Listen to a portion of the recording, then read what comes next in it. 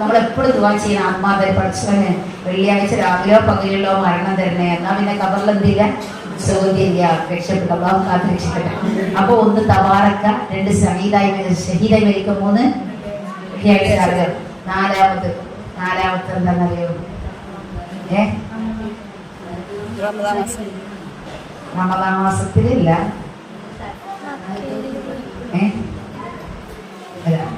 വയറ് സംബന്ധമായിട്ടുള്ള രോഗങ്ങളെ കൊണ്ട് മരിക്കുക.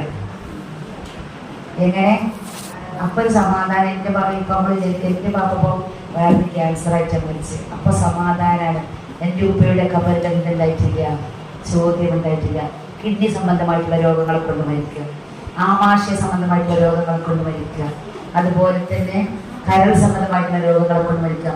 അതായത് നമ്മൾ ഇത്രയും സ്ഥലത്ത് ഒരുപാട് അവയവങ്ങളുണ്ട്, ഇത്രയും സ്ഥലത്തിന്റെ ഭാഗത്തിലുള്ള ഗർഭാശയ സംബന്ധമായിട്ടുള്ള രോഗങ്ങൾ, ഇതുകൊണ്ടൊന്ന് മരിച്ചാൽ വയറ് സംബന്ധമായിട്ട് മരിച്ച രോഗികൾക്ക് എന്തില്ല, ഖബറിൽ ചോദ്യരാവും, സമാധാനായില്ലേ. ഏറ്റവും വലിയ എൻട്രൻസ് ആണ് ഖബർ. ആ ചോദ്യം എനിക്ക് പരീക്ഷ പാസ്സായിട്ട് കഴിച്ചിലായി.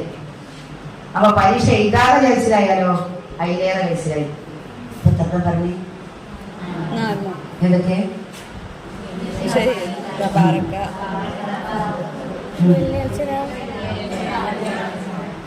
വെള്ളിയാഴ്ച രാവിലെ പകലിലോ തബാറക സൂറത്ത് ഓതുക പാരായണം ചെയ്യുന്നവർ മരിച്ചാല്, ഷഹീദായി മരിച്ചാൽ, വയറ് സംബന്ധമായിട്ട് മരിച്ചാൽ, പിന്നെ മുങ്ങി മരിച്ചാൽ ഷഹീദിന്റെ പ്രതിഫലം.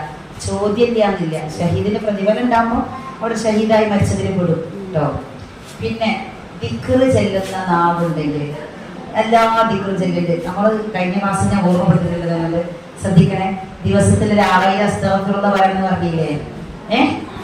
അങ്ങനെ നമ്മള് 1000 വട്ടം ലാ ഇലാഹ ഇല്ലല്ലാഹ് ചെല്ലുന്ന നാവ് നമുക്കുണ്ടെങ്കിൽ നമ്മളോട് അള്ളാഹു ഖബറിന്ന് ചോദ്യം ചെയ്യൂലാന്ന്. ഇതൊക്കെയാണ് എളുപ്പമുള്ള പണി. അള്ളാഹു തൗഫീഖ് ചെയ്യട്ടെ. ഷഹീദാവാൻ പറയണ്ടെങ്കിലും ദിക്റെല്ലാം പറയണ്ടോ? ഉണ്ടോ? ഇല്ല.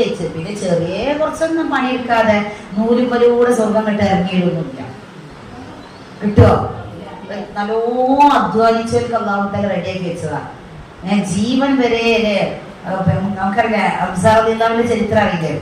ഹംസ റളിയല്ലാഹുവിനെ യുദ്ധത്തിൽ വെട്ടിക്കൊന്നിട്ട് എന്ത് അവിടുത്തെ ഹൃദയം നെഞ്ചു കീറിട്ട് കരളെടുത്തിട്ട് കരള് കടിച്ച് തുപ്പി. അത്രക്കും ഹംസ റളിയല്ലാഹുവിനോട് വെറുപ്പ് കാണിച്ചു വഹ്ശി എന്ന ആള്.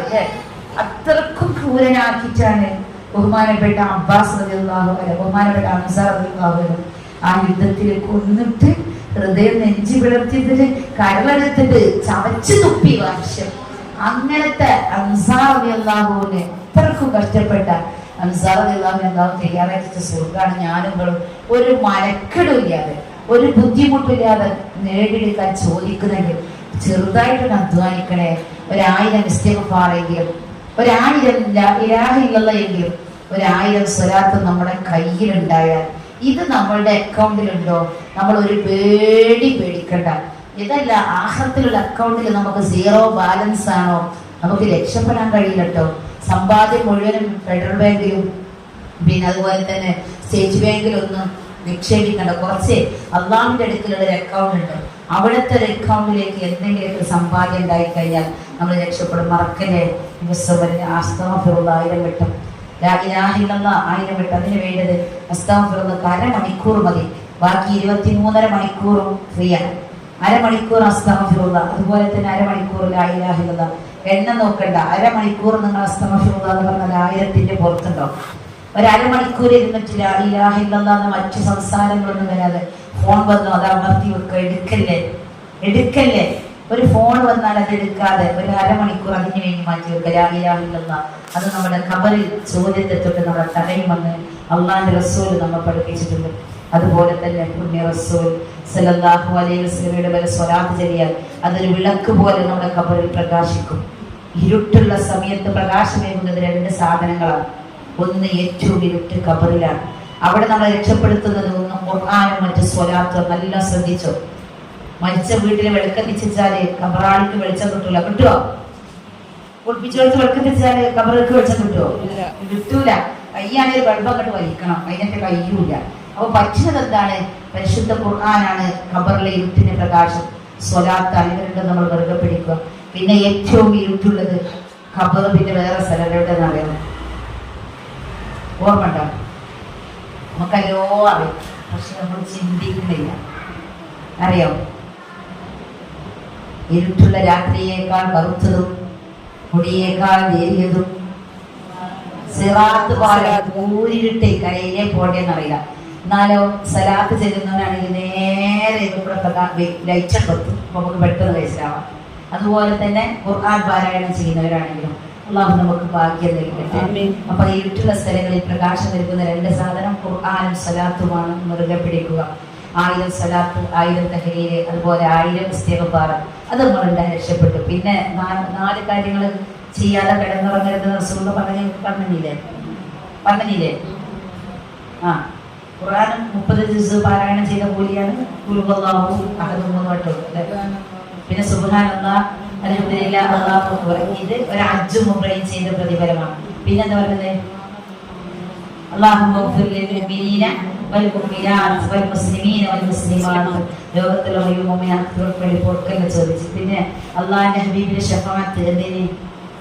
ഒരു 10 സലാത്തെങ്കിലും ചെല്ലണം. അപ്പൊ ഇങ്ങനെ കുറച്ച് ഈ ക്ലാസ് കൊണ്ട് എന്തെങ്കിലുമൊക്കെ മാറ്റമാണ്. വെറുതെ ഇവിടെ ഇങ്ങനെ വന്നു പോകലല്ലോ. അപ്പൊ നമ്മളുടെ ജീവിതത്തിൽ അപ്പൊ ഞാൻ പറഞ്ഞു, പിന്നെ ഖബറിൽ ചോദ്യമില്ലാതെ രക്ഷപ്പെടുന്ന 5 ആളുകൾ പറഞ്ഞു. മറക്കരുത്. അടുത്ത ക്ലാസ് ഞാൻ ചോദിക്കും. ഒന്ന് ഷഹീദായി മരിക്കുക, സൂറത്തുകൾക്ക് പതിവായി പാരായണം ചെയ്യുന്ന ആളുകൾ, ദിക്ർ ചെല്ലുന്നവര്, നാമുള്ളവര്, വൈറസ് സംബന്ധമായിട്ടുള്ള രോഗങ്ങൾ മരിച്ചത്, പിന്നെ വെള്ളിയാഴ്ച രാവിലോ പകലിലോ. അത് ഞാൻ പറഞ്ഞ കുട്ടി ചെയ്ത പോലെ ആ വെള്ളിയാഴ്ച രാവിലെ പകലോ ആത്മഹത്യ ചെയ്തില്ല. വെള്ളിയാഴ്ച രാവിലെ പകലിലോ എന്ത് ചെയ്യാ? മുഅ്മിനായി മരിച്ച മനുഷ്യനിക്കാണ് എന്തുള്ളത്? ഖബറിൽ ചോദ്യമില്ലാത്തത്. അതുപോലെ തന്നെ റമദാനിൽ ഖബറിൽ ശിക്ഷയില്ല എന്നാണ്. റമദാനിൽ വെച്ചാൽ എന്തില്ല? ശിക്ഷയില്ല. കാരണം നരകത്തിന്റെ കവാടത്തെ അടക്കപ്പെടും, സ്വർഗത്തിന്റെ കവാടം തുറന്നു വെക്കും. അതുകൊണ്ട് എന്തില്ല? റമദാനിൽ മരിച്ചാൽ എന്തില്ല? ഖബറിൽ ശിക്ഷയില്ല. അപ്പൊ ശിക്ഷയും വേണ്ട, നമുക്ക് ചോദ്യം വേണ്ട. നാളെ മഹ്ശറിലെങ്കിലോ ഹിസാബും വേണ്ട. ഹിസാബ് ഞാൻ പറഞ്ഞില്ലേ? ഞാൻ ഇവിടെ പറഞ്ഞ ഹിസാബിന്